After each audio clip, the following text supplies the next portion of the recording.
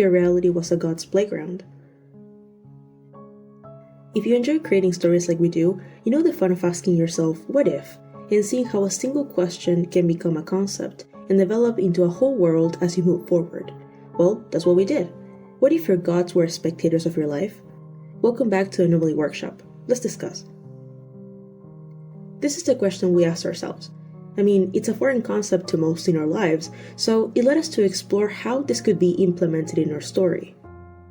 Energy and spirituality are deeply connected to Anomalía society. Religion isn't just about belief, it's a force that's present, a known truth in everyone's lives, an unstoppable, undeniable influence. Though it possesses similarities to religion in our world, with its diverse ways of worship and connection, the figure of the creators is a global truth known and experienced worldwide, placing religion as a central pillar to discover and explore this story, giving the significance and power it holds in its characters' lives. Undeniable, the creators roam every crevice of existence. Like a hawk, they observe your every move. In the beginning of time, the creators granted sentience and reason to rational beings, both humans and creatures, to differentiate them from other animals.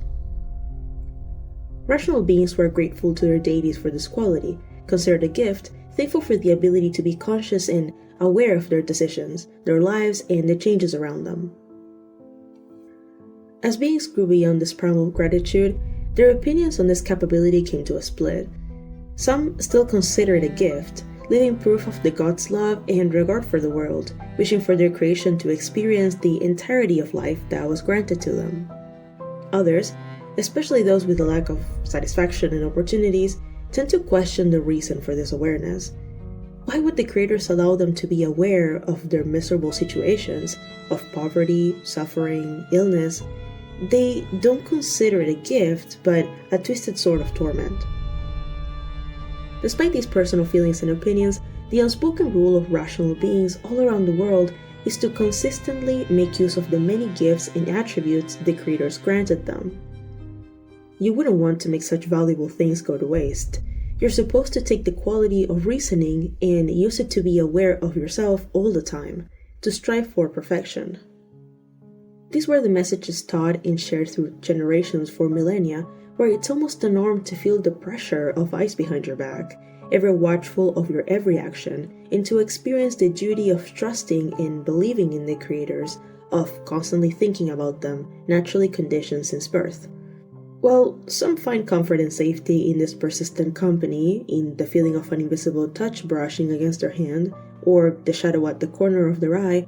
Others argued that you have to ask them to support you and convince them to do so by proving to be good enough. Through the societies that spread across the islands, multiple ideas and perceptions developed regarding religion. In some cultures, these gods are not seen as friendly beings. They're not companions, teachers, or guides. While some may view them this way, the creators are ultimately gods, puppet masters, watchers, and judges.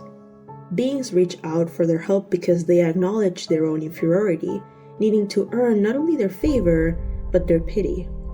The weight of venerating the creators and living according to their demands doesn't come merely from social pressure, but from their constant presence and manifestation across every realm, the irrefutable knowledge that their energy is the very force that makes the universe function.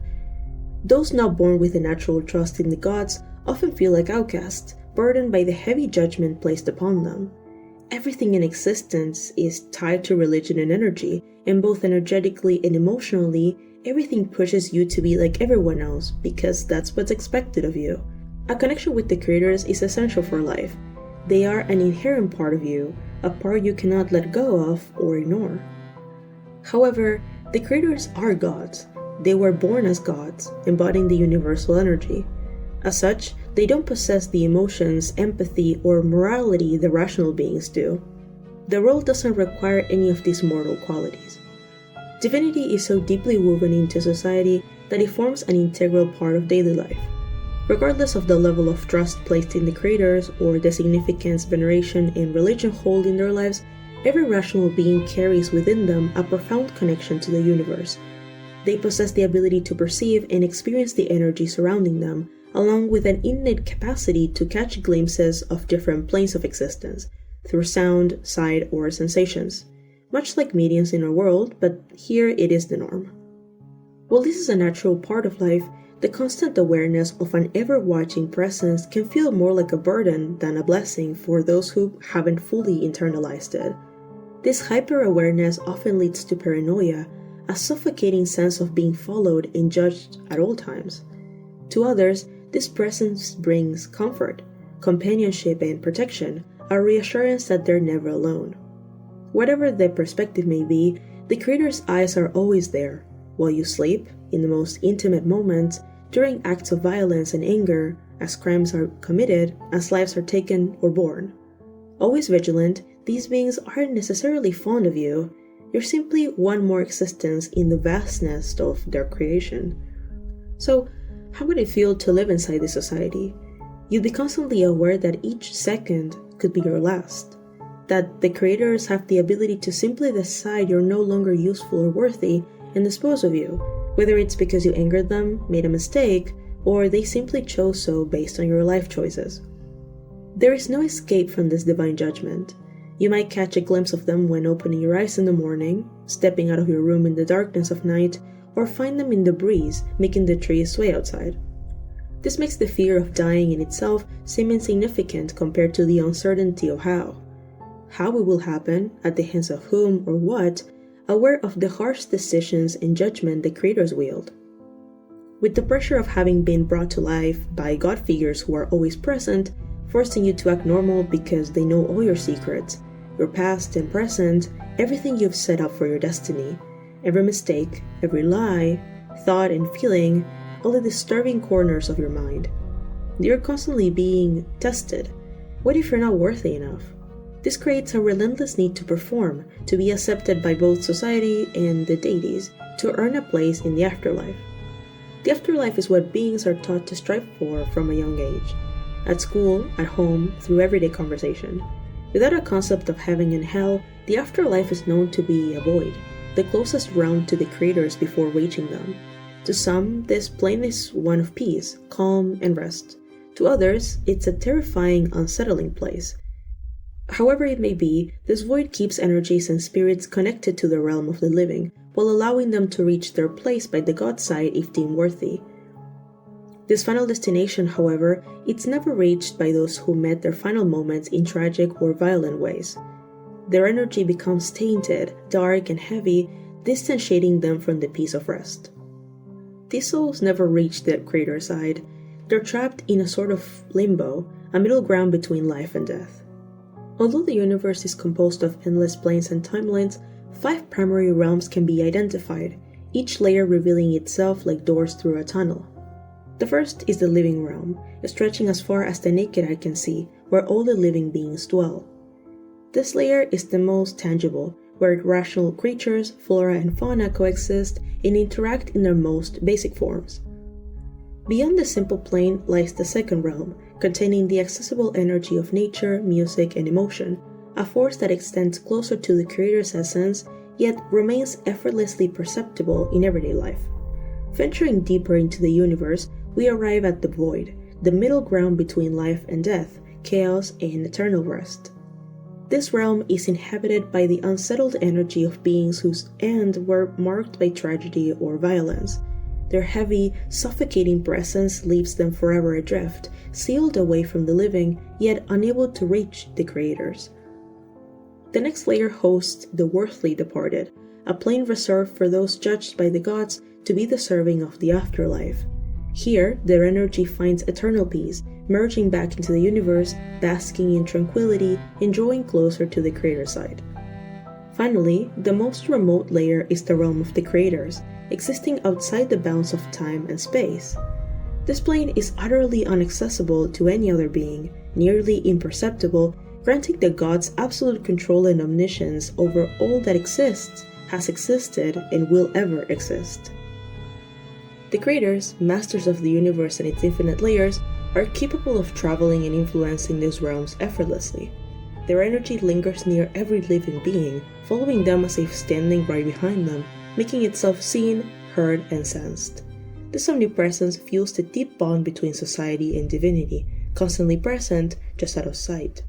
While this perception is common and easily felt by all beings, many energy masters, particularly main cards and cards close to them, possess a heightened sensitivity that goes beyond the surface layers. The awareness of these realms, whether burdensome, haunting, or enlightening, becomes a recurrent part of their reality. The gods' ever-present influence shapes the expectations placed upon mortals. In order to be fully accepted by these deities, one must demonstrate that they have made meaningful use of the qualities granted to them during their time in the living realm. They must have been a useful person, someone who served both society and themselves, or even someone who entertained or intrigued the creators in some way. Being religious, having an occupation that the gods deem worthy, such as working the land, caring for the environment, or honoring and respecting their creation, if they preach the gods' words and trust, were a teacher spreading knowledge, or care for children, for example, are qualities that the creators value.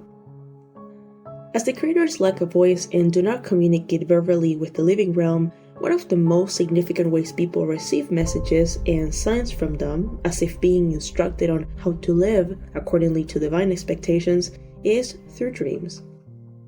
It is common for individuals to experience dreams related to the creators in some way when approaching pivotal moments in life. Marriage, enduring illness, losing a loved one, or struggling with mental health, for example. These encounters, far from hopeful and encouraging, often deepen the overwhelming sense of duty to meet the impossible standards set by the gods' watchful gaze. For instance, if someone was in such a dark place mentally that they no longer wanted to live, the creators might send a dream with a message like, "Do you truly wish to throw away the existence granted to you? To discard your opportunity and surrender to that dreadful plane? Redeem yourself before it's too late." The idea of putting the awareness gifted by the creators to good use is fundamental. Their sense of justice exists far beyond man-made morals, entirely detached from earthly ethics or empathy. For them, the construct of right and wrong holds no significance, their judgment coming from notions unknowable to the mortal mind. These omens can range from inspiring to neutral or even nightmarish. Based on one's actions, individuals might experience torment within their dreams at the hands of the creators, visions intended as warnings for those who challenge their existence or put their authority in doubt. Yet, the meaning behind these experiences is rarely clear and direct. Dreams are often interpreted through the personal lenses of each individual, tainted by biases, fears, and desires, leaving the original intent veiled. These misinterpretations, paired with a desperate search for clarity, can intensify the uncertainty and unease that leads rational beings to conform to what's expected of them. As a result, people develop a constant need to act, pretending to be what the creators wish them to be. This performative behavior is deeply ingrained across societies that it operates as an unspoken rule, seamlessly woven into everyday life, an essential part of the mortal experience. Dreams are just one of the many mediums the creators use to reach out to their creation, another one being through sound. Their frequency doesn't reach the living realm. It resonates in a manner far beyond earthly perception, one that can only be felt by a selected few, those who share a greater connection to the divine. If this otherworldly sound could be heard and explained, it would resemble this haunted resonance, which approximates that of a black hole. No words are spoken, they're not necessary. The creators' messages transcend language. Like a flash of intuition, the clarity of their meaning feels undeniable. You would simply know what's being said. Though they lack a voice, people often strive to give more personality to the creators, as a way to feel closer to them, as if to personify these incomprehensible entities. They construct physical appearances, faces, voices, and traits in an attempt to relate to them, to bring a more tangible feeling to their distant, divine existence. Much like the concept of an angel's chorus, which evokes purity and harmony without ever being heard, these attributes rationalize heavenly symbols such as angels, seeking a connection between ethereal and earthy, just as rational beings do with these gods. The creators hold mortals in their grasp, toying with them as if prodding at an ant with a stick, nothing more than a source of entertainment. While their nature can be seen as both good or bad by mortal standards, society as a whole has grown accustomed to their ever-present gaze. Some find comfort in it, while for others it inspires fear. From birth, the awareness of constant divine judgment is ingrained in the minds of all beings, compelling them to adapt or find their own ways to cope as best as they can. Many choose to ignore the unsettling truths about the nature of these gods, focusing only on the aspects that align with their personal beliefs, or filtering out those that provoke discomfort. This selective perception allows them to justify their views, finding solace in the otherwise unsettling reality of existing under the watchful eyes of beings who regard them as mere playthings.